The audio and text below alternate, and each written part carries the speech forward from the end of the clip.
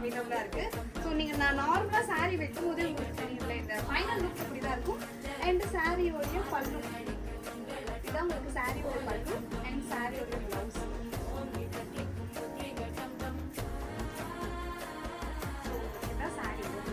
ரொம்ப சூப்பராக இருக்கும். ஏன்னா க்ரீனுக்கு ரெட் ரொம்பவே அழகா இருக்கும்.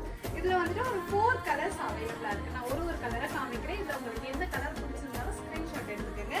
கலர் வந்துட்டு இந்த dark green with red colour and second colour வந்துட்டு உங்களுக்கு எல்லோ வித் ரெட் ரொம்பவே சூப்பரான கலர் எல்லாமே.